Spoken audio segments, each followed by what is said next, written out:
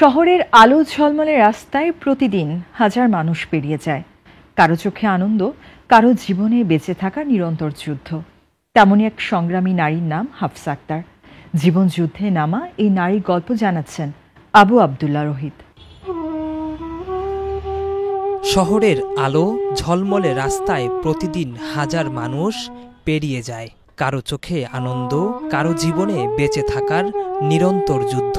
তেমনি এক সংগ্রামী নারীর নাম হাফসা আক্তার, যিনি প্রতিদিন নিজের ঘাম আর পরিশ্রমে লিখে চলেছেন আত্মনির্ভরতার গল্প। এক মা, এক সংগ্রামী নারী, যিনি পর্দার আড়াল থেকেও হয়েছেন অনেকের চোখে প্রেরণার প্রতীক।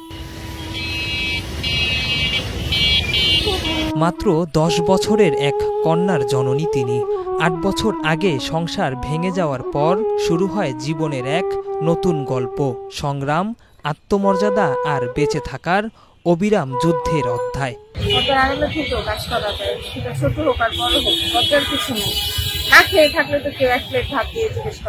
এইচএসসি পর্যন্ত পড়াশোনা করেছেন হাফসা, কিন্তু ডিগ্রির চেয়ে বড় হয়ে উঠেছে তার জীবনবোধ।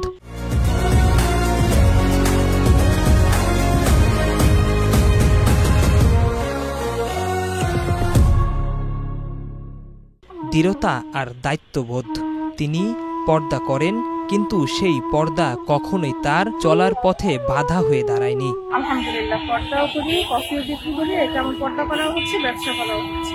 ঢাকা শহরের ব্যস্ত সড়কে যানজট আর কোলাহলের মাঝেও ঘুরে ঘুরে কফি বিক্রি করেন।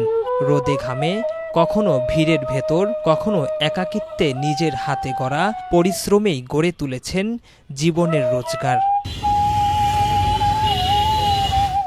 4 সদস্যের পুরো পরিবার এখন নির্ভর করছে এই এক নারীর ঘামের উপার্জনে। চারপাশের কটু কথা, কৌতূহলী দৃষ্টি সবই শুনে নীরবে সহ্য করে যাচ্ছেন এই সংগ্রামী নারী। তবুও কারো কাছে হার মানেননি তিনি। সাইডে কোনো কাজ করার চিন্তা ভাবনা ছিল যে কিছু একটা ব্যবসা করি বা কোনো একটা পার্ট টাইম জব করি। তো ওই তুলনায় দেখা যায় পরের চাকরি তো একটা করতেই আসছি প্রাইভেট কোম্পানিতে।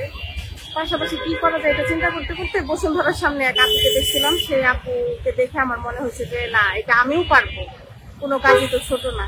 তো ওনাকে দেখে আমি উৎসাহ পেলাম।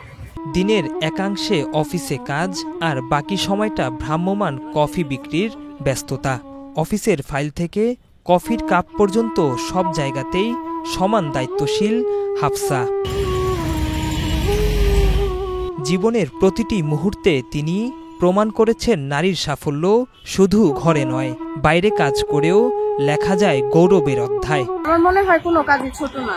ব্যবসা করে খেলে, হালাল পথে উপার্জন করলে সবকিছুতে আল্লাহ তাআলা বরকত দেয়, আলহামদুলিল্লাহ।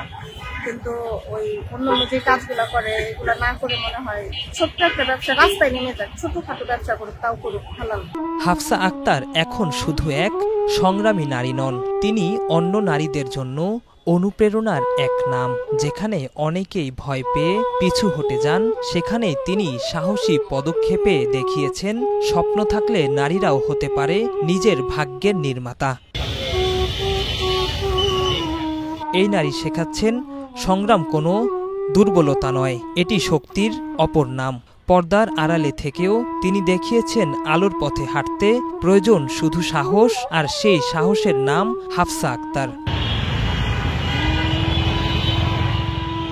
জীবনের প্রতিটি কষ্টকে শক্তিতে রূপান্তর করেছেন এই সংগ্রামী নারী।